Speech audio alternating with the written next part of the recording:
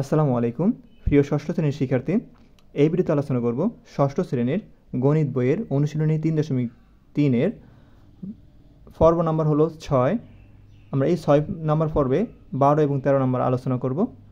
গত পর্বেতে আমরা পর্ব নাম্বার 5-এ আমরা 10 এবং 11 আলোচনা করেছিলাম। তোমরা চাইলে আমাদের চ্যানেলে গিয়ে দেখতে পারো। চলো আমরা এই 12 নাম্বার কী বলছে দেখি। নিচের ফাঁকাগুলো পূরণ করো। তো এই যে নিচে যে ফাঁকাগুলো এগুলো আমরা পূরণ করব। দেখো এখানে -8 প্লাস ফাঁকা ঘর ইকুয়াল 0। তো আমরা যেই জিনিস আমাদের নির্ণয় করতে বলুক না কেন তাকে আমরা সবসময় বাম পাশে রাখবো। যেমন এখানে ফাঁকা গড় নির্ণয় করতে বলছে, আমরা এই ফাঁকা গড়কে বাম পাশে রাখবো, ঠিক আছে। আর ডান পাশে আসবে মান। ওকে, তো সমান সমানের এই পাশ হলো বাম পাশ আর এই পাশ হলো কি ডান পাশ। চলো আমরা সমাধান করি। দেখো এখানে ক নম্বর প্রশ্নটা আমরা উঠালাম, -8 প্লাস তারপরে গড় তারপরে ইকুয়াল 0। তো আমরা যে গড় আমাদের নির্ণয় করতে বলছে সেটাকে আমরা বাম পাশে রাখবো, তো বাম পাশে রাখলাম।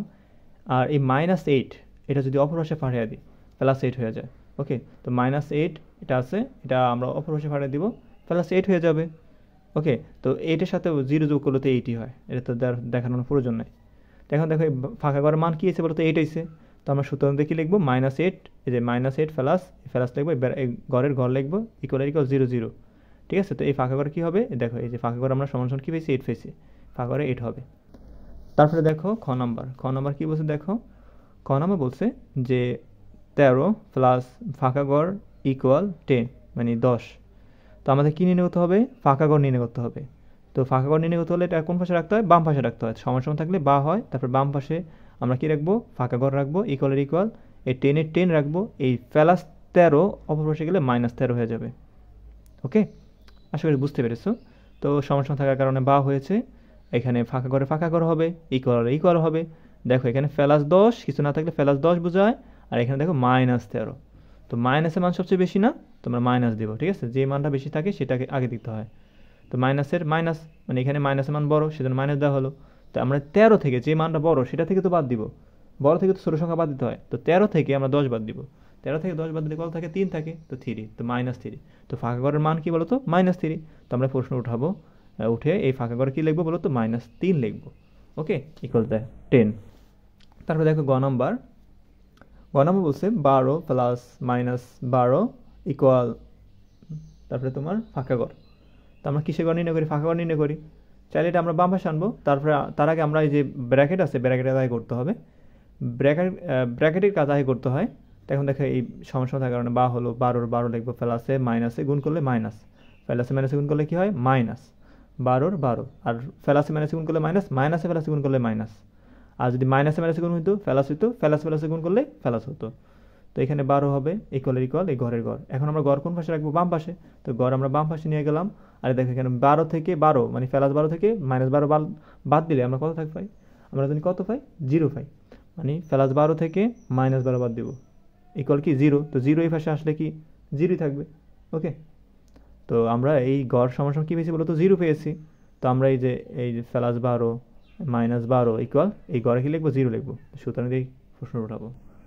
তারপরে দেখো গ নম্বরে বলছে কি, গ নম্বর বলছে -4 প্লাস ঘর ফাঁকা ঘর ইকুয়াল -12।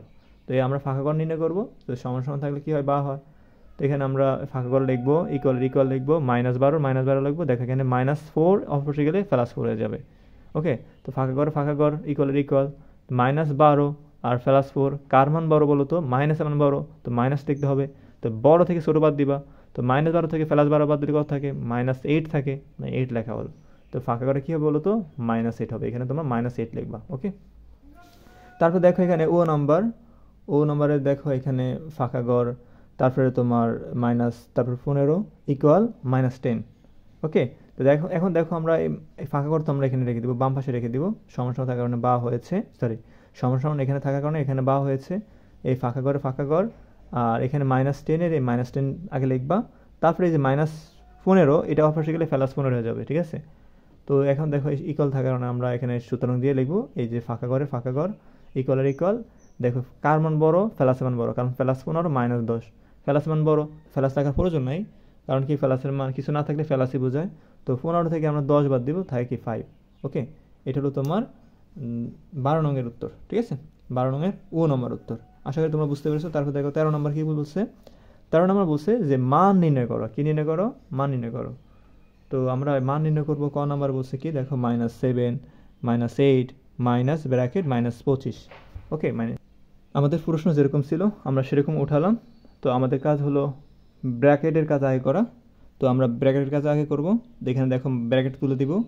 তো এখানে দেখো আমরা এই -7 এর -7 হবে, মাইনাসের মাইনাস, 8 মাইনাসে আর মাইনাসে গুণ করলে হবে প্লাস, এই মাইনাসে আর মাইনাসে গুণ করলে কী হয়? প্লাস হয়।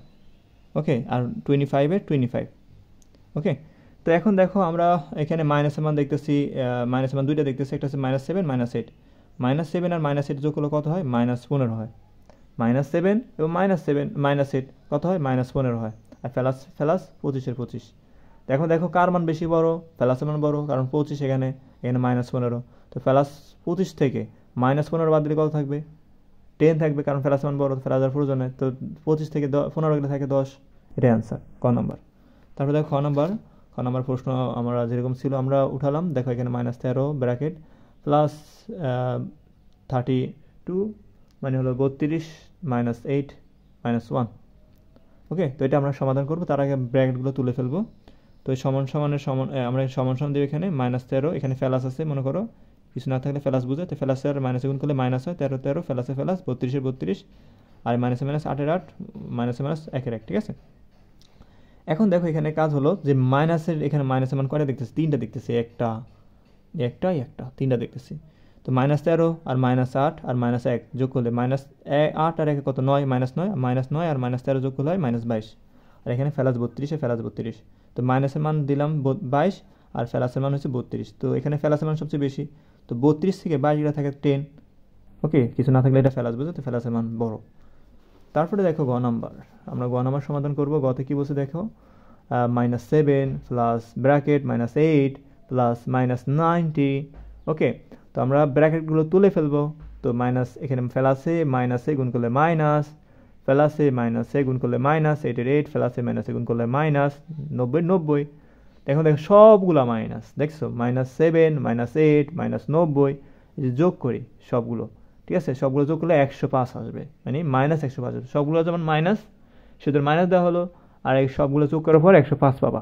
ঠিক আছে, তারপর দেখো গ নাম্বার, মানে গ নাম্বার যেটা বলো, 50 মাইনাস ব্র্যাকেট -40 মাইনাস -2, এটা আমরা সমাধান করব। এখন আমরা ব্র্যাকেটগুলো তুলে ফেলবো। 50-এ 50, মাইনাসে মাইনাসে গুণ করলে প্লাস, 40-এ 40, মাইনাসে মাইনাসে গুণ করলে প্লাস, 2-এর 2। দেখেন সবগুলা প্লাস। তো 50 আর 40 যোগ করলে 90, 90 আর 2 যোগ করা হয় 92। আশা করি তোমরা বুঝতে পেরেছো। এটা 13 নম্বর সমাধান করলাম। তারপরে দেখো পরবর্তী ভিডিওতে আমরা 14 নম্বর সমাধান করে তোমাদেরকে দেখাবো। এতক্ষণ সাথে থাকার জন্য ধন্যবাদ। তোমরা কেমন বুঝতে পারলে অঙ্কগুলো তা কমেন্ট করে জানাবে। ধন্যবাদ, আসসালামু আলাইকুম।